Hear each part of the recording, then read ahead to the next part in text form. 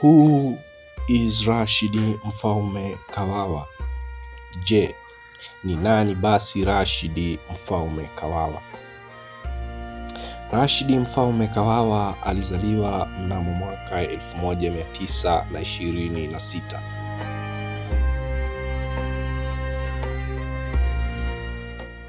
Kipindi ambacho nchi ilikuwa bado ipo chini ya utawala wa kikoloni wa Waingereza. Kipindi hicho Waafrika wengi walikosa fursa za elimu ya juu, ajira nzuri na ushiriki wa kisiasa. Mfumo wa kikoloni uliwaweka Waafrika katika tabaka la chini, yani kiuchumi pamoja na kijamii.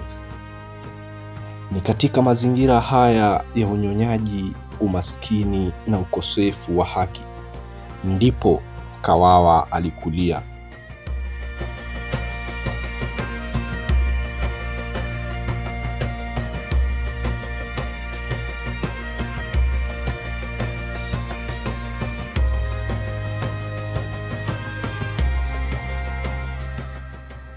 Hali hii ilichangia sana kumjenga kisaikolojia na kimtazamo, na baadaye ikawa misingi wa msimamo wake wa kisiasa.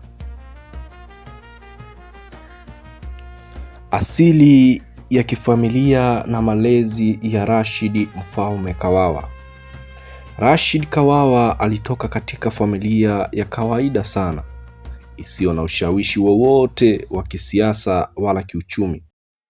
Malezi yake yalisisitiza hasa nidhamu, uvumilivu, kufanya kazi kwa bidii. Tangu utotoni alijifunza kuwa na maisha yanahitaji jitihada na subira, na hakuna mafanikio bila kujitolea.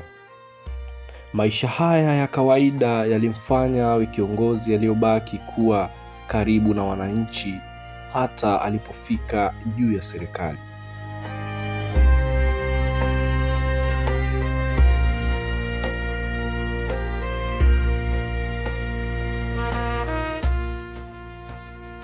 Je, vipi kuhusu elimu ya darasani na elimu ya maisha? Kwa upande wa elimu ya darasani, Rashid Kawawa alipata elimu ya msingi pekee. Hakusoma sekondari wala chuo kikuu. Hata hivyo, kile alichokikosa darasani alikijenga kupitia elimu ya maisha, uzoefu wa kazi za mikono, kujifunza kupitia watu na harakati za kijamii. Hili lilimtofautisha na viongozi wengi wakati wake, kwani alithibitisha kuwa elimu ya juu sio kigezo pekee cha ubora wa uongozi.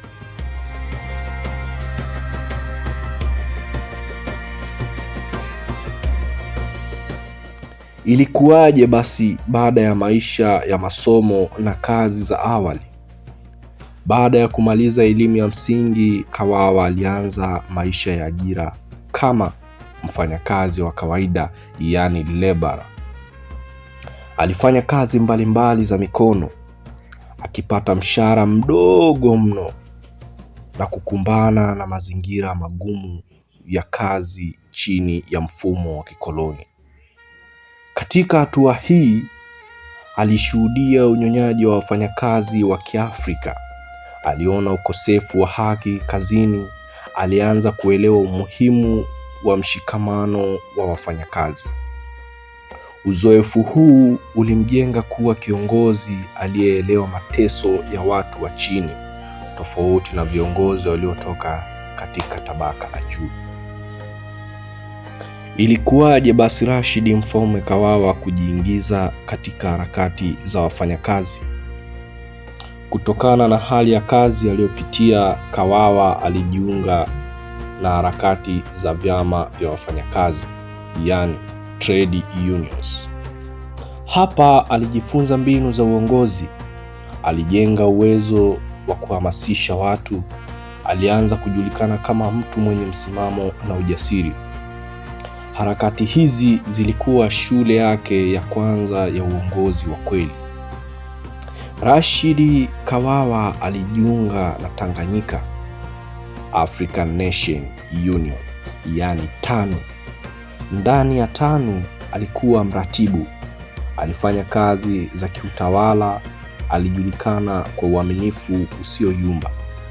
Ukaribu wake na Mwalimu Julius Kambarage Nyerere ulijengwa juu ya nidhamu, kutokuwa na tamaa binafsi, kuweka mbele maslahi ya taifa. Hili lilimfanya awe mmoja wa watu waliokuwa na ushawishi mkubwa ndani ya chama, japo hakupenda kujionyesha. Baada ya Tanganyika kupata uhuru mnamo mwaka 1961, Kawawa alipata majukumu makubwa serikalini. Alionekana kuwa kiongozi thabiti, msimamizi mzuri wa nidhamu, mtu wa kuaminiwa katika nyakati ngumu. Sifa hizi zilimfanya ateuliwe kushika nyadhifa nyeti za serikali. Mnamo mwaka 1962, Rashid Mfaume Kawawa aliteuliwa kuwa waziri mkuu wa pili wa Tanganyika.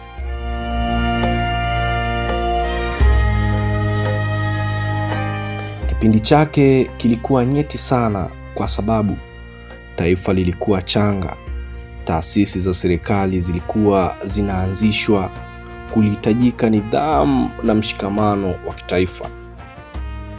Katika nafasi hii, alisimamia shughuli za serikali, alisisitiza utii wa sheria, alifanya kazi kwa ukaribu na Rais Nyerere.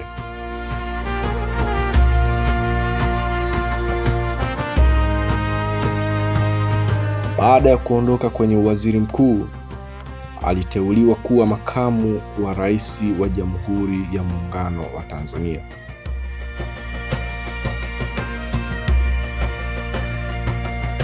Rashid Kawawa anakumbukwa kwa unyenyekevu, kutopenda umaarufu, nidhamu kali binafsi, kuweka maslahi ya taifa mbele.